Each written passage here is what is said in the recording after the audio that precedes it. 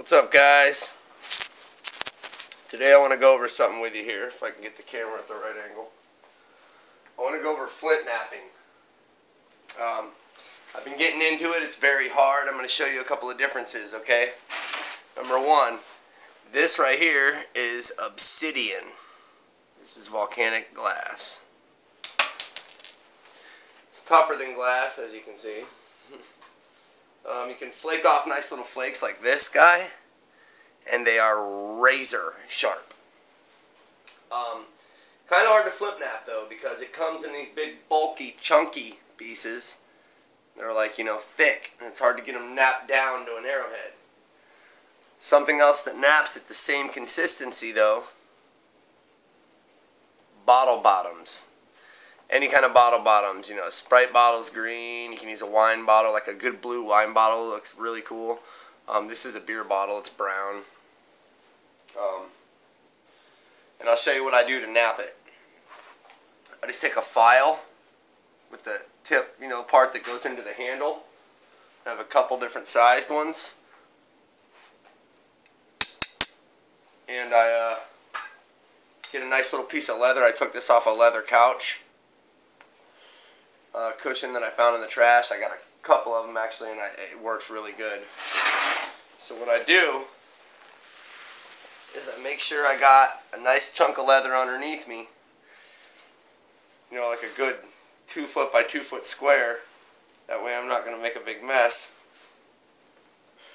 And then I basically just take this bottle glass and I put it. I look at it and see where I'm going to nap like. I'm going to start here, so I hold it like this, and I fold it over and hold it with my fingers, and then I do what's called pressure flaking. This is where you just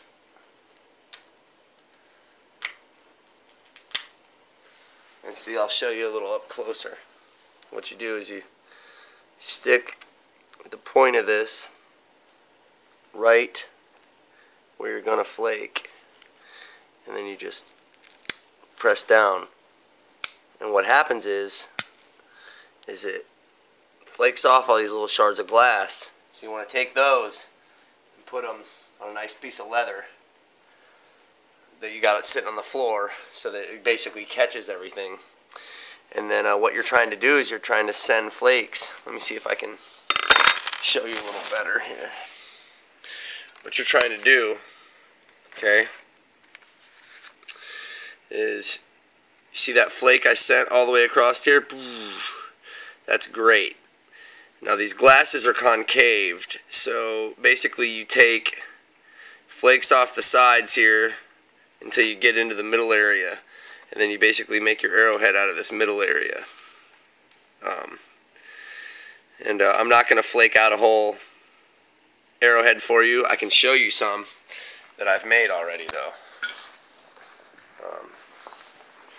Let me see here. Here's some arrowheads that were given to me by a fellow YouTube user. This is an obsidian arrowhead. Very nice quality. Here is a, he said it was Burlington, but it looks like chert. Maybe that's a form of chert. I'm not really sure. This is an arrowhead he sent me. I'm going to use these actually this year to go hunting with. They are very good quality. And I'm going to hopefully take a deer with my hickory self bow and these two arrowheads. Now here's one that I made out of a Sprite bottle yesterday. I gave it to my mom, and I don't know where she put it. Might be in her little box here. Let me see. Yep. Okay, so here's an arrowhead I made yesterday out of the bottom of a Sprite bottle. It's very pretty green glass, and I'm not the best flint napper, but as you can see, it's razor sharp. Here are the two right, you know, here, let me set it down on something so I can hold the camera and show you. here and here are the two, dang it. Here and here are the two notches. Dang, that was retarded. I can't believe I had that much trouble. Those are the notches for the sinew. And, you know, this part right here is where the stick would slide up onto it, and then you tie it on with the sinew onto the arrow. But I gave it to my mom. She's just going to keep it. But you can see how I flint knapped that out from the bottom of a beer bar, or from a Sprite bottle, of them throwback glass Sprite bottles. So any kind of glass works. It works very well. That's very consistent. That's a very good arrowhead. You know, just thought I'd go over that with you. A good way to make arrowheads. I posted a video the other day on how to make an arrowhead out of a piece of PVC pipe. So you can check that out. I also have a video on here where I'm trying to trade a cypress bow for a couple of nice chunks of chert. Haven't got any takers yet on it though.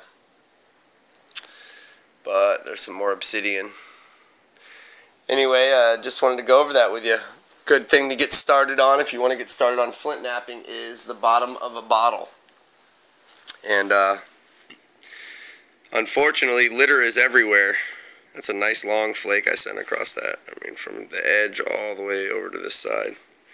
That's a long flake. But yeah, unfortunately, litter is everywhere. So for the common survivor, that can help you a lot. You know, you can make a bow in the woods. You can make the string from either your shoes, clothing that you're wearing, bark, animal guts once you've killed an animal, sinew from an animal, you know, intestines and stuff like that. You can make string for the bow. You can make the bow from the woods. I've proven that. You can make arrows from the woods. I've proven that. Feathers. You can fletch them. You can use anything to tie the feathers on. I mean, I'm talking plant fiber, anything. Agave plant, sinew works really well. But arrowheads, it's hard to come up with a rock that's sharp in the woods just out of nothing. But you can find litter. Someone has been there drinking before. You can guarantee that. You can find glass in the woods everywhere. Everywhere I've been in the whole United States, anyway. I can tell you. Islands where nobody lives, everything. There's always glass. And you can make arrowheads, good arrowheads, out of glass. So, Jesse Rush from King God Bows, just giving you another tip. I hope I was helpful. Peace.